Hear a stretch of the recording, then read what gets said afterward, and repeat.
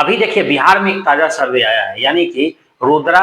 Research and analysis का। उस सर्वे में बताया गया है कि किस प्रकार से तेजस्वी यादव अभी 35% पर अपनी लोकप्रियता यानी मुख्यमंत्री पद के लिए बने हुए हैं। लेकिन वहीं उसमें एक चौंकाने वाली बात है कि जहां 15% पर पहुंच गए थे नीतीश कुमार, वो अब बढ़कर फिर से 25% पर पहुंच गए हैं। और इसमें एक और नाम है, यानी चिराग पासवान, जो 16% पर लोग उनको ज्यादा पसंद कर रहे हैं कि 16% पर उन्हें भी पसंद किया जा रहा है, और प्रशांत किशोर को 9% पर। अगर आप बात करें एंटी इनकम्बेंसी की, तो उसमें अगर आप देखेंगे तो सरकार के प्रति इतना कुछ नाराजगी दिख नहीं रहा है। जिस प्रकार से लोग कह रहे हैं कि 20 साल का मतलब लोगों में एंटी इनकम्बेंसी की बात होती है कि वो 20 साल का है तो उसमें कुछ हो सकता है, लेकिन ऐसा कुछ दिख नहीं रहा है। तो इन तमाम चीजों को देखिए तो नीतीश कुमार अभी भी यानी एनडीए और जिस प्रकार से घटक दल उनके साथ हैं अभी तक जो बने हुए हैं, अभी तक तो कोई बाहर गए नहीं है। हाँ, सीटों के बंटवारा को लेकर के आपसी सिरफुटौल जरूर है, और थोड़ा सा चिराग पासवान को लेकर के भी संशय बना हुआ है। उधर उपेंद्र पासवान भी, सॉरी माफ कीजिएगा, उपेंद्र कुशवाहा भी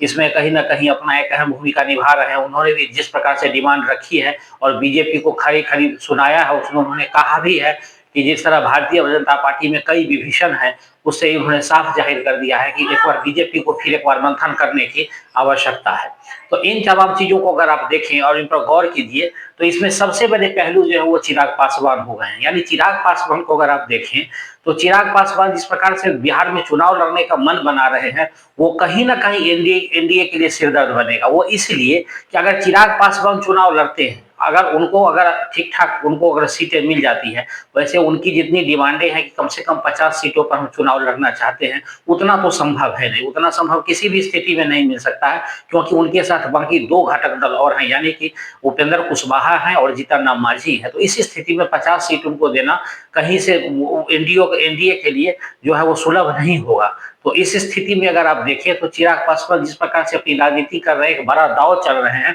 उससे ये लग रहा है कि देखिए प्रशांत किशोर अभी कल जो उनका कार्यक्रम है प्रशांत किशोर का, वो है जमुई में। जमुई वहां जहां चिराग पासवान भी एक बार चुनाव लड़ चुके हैं, जीत चुके हैं वहां से, जमुई से। तो वो माना जाता है कि चिराग पासवान का गढ़ है। यानी कि प्रशांत किशोर का जमुई में जाके कार्यक्रम करना, और जिस प्रकार से प्रशांत किशोर की पटना में रैली फ्लॉप हुई थी, या उनके लोग पहुंच नहीं पाए थे, या जाम में फंस गए थे, या उनका कहना है कि सरकारी तंत्र ने उसमें कहीं ना कहीं दखल अंदाजी किया है, इसके कारण लोग नहीं पहुंच पाए थे। तो इन तमाम चीजों पर अगर आप गौर करते हैं तो प्रशांत किशोर का चिराग पासवान के इलाके में जाके कार्यक्रम करना, और प्रशांत किशोर बार बार जिस प्रकार से चिराग पासवान के विषय में उन्होंने हमेशा सकारात्मक बात बोलते हैं, या अपनी दोस्ती की दुहाई देते हैं, या चिराग पासवान भी उनके लिए सॉफ्ट कॉर्नर करते हैं, तो कहीं ना कहीं लगता है कि खेला जो है चिराग पासवान कर सकते हैं। क्यों आपको याद होगा कि 2020 में चिराग पासवान जिस प्रकार से अकेले चुनाव लड़े थे और सबसे ज्यादा उन्होंने नुकसान एनडीए को पहुंचाया था, यानी और एनडीए में भी खास करके नीतीश कुमार को, और लगभग 50 सीटों का नुकसान हुआ था एनडीए को। नहीं तो एनडीए को इतना संघर्ष करके सरकार बनाने की आवश्यकता नहीं होती, मांझी जैसे नेताओं की जरूरत ही नहीं पड़ती। लेकिन फिर भी चिराग पासवान जिस प्रकार से उन्होंने डैमेज किया था, वो एनडीए को भली भांति याद है। इसीलिए नीतीश कुमार अभी भी बीजेपी को याद दिलाते हैं कि चिराग पासवान आपको कहते तो हैं कि हम हनुमान हैं, लेकिन क्या वो सही हनुमान की भूमिका निभा रहे हैं? ऐसा नैरेटिव भी बताया गया था। ऐसा लोगों का कहना था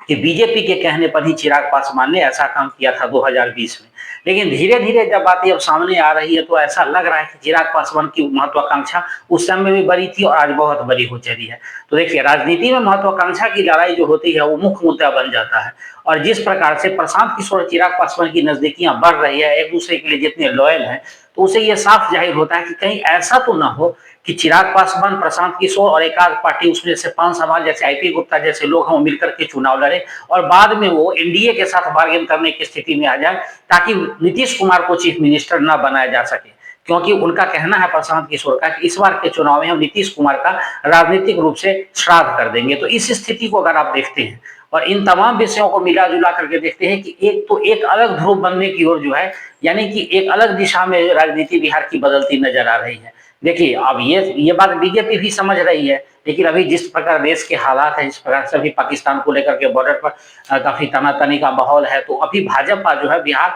राजनीति को लेकर के इतनी अभी सजग नहीं हुई। जिस प्रकार से मोदी जी की रैली हुई, यानी प्रधानमंत्री की रैली जो मधुबनी में हुई, तो उसमें लगा था कि चुनावी शंखनाद हो गया है, लेकिन उस जोश के साथ नहीं हो पाया जिसकी उम्मीद की जा रही थी। लेकिन बहरहाल अगर आप देखें तो जिस प्रकार से भाजपा इन तमाम चीजों पे नजर बनाए हुए उसे कुछ ना कुछ निष्कर्ष जरूर निकलेगा। वहीं तेजस्वी यादव को लेकर के भी जो सर्वे है वो चौंकाने वाली बात उसमें है। वो मुख्यमंत्री पद के दावेदार के रूप में तो 35% लोगों की नजर में बने हुए जरूर हैं, लेकिन बाकी घटक दल को लेकर के जो उनके सहयोगी हैं, चाहे उसमें सीपीआई हो, सीपीएम हो, माले हो या कांग्रेस हो, इन सबों को लेकर के लगता है कि कहीं ना कहीं उनके लिए वो लायबिलिटी बने हुए, यानी कि उनको उतनी सीटें नहीं दिखा रहा है जितना तेजस्वी यादव को दिखा रहा है, क्योंकि उनका एमवाई समीकरण जो है तेजस्वी यादव को लेकर के वो उनके साथ मजबूत ढंग से बना हुआ है, जैसे पिछले चुनाव में ही बना हुआ था। हाँ, तेजस्वी यादव ये जरूर चाहते हैं कि हर समाज से कुछ न कुछ सेंधमारी करके, जिस प्रकार से वो लोगों का अभी जो भीड़ जुटाने की कोशिश करते हैं, अलग अलग समाज के लोगों के साथ मीटिंग कर रहे हैं,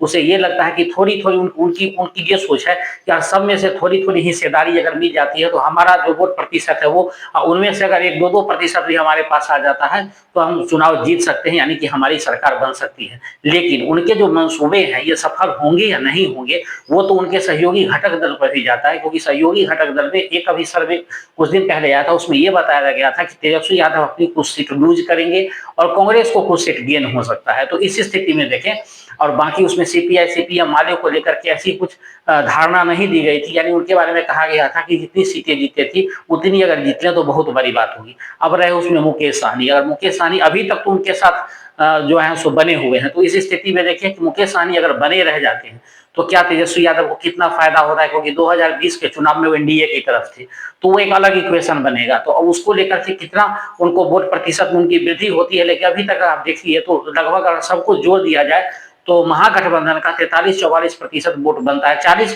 प्लस 2-3% और, तो यानी 42-43% बनता है। लेकिन अगर वही एनडीए का वोट प्रतिशत अगर आप देखेंगे तो 50 प्लस यानी 50 प्लस है।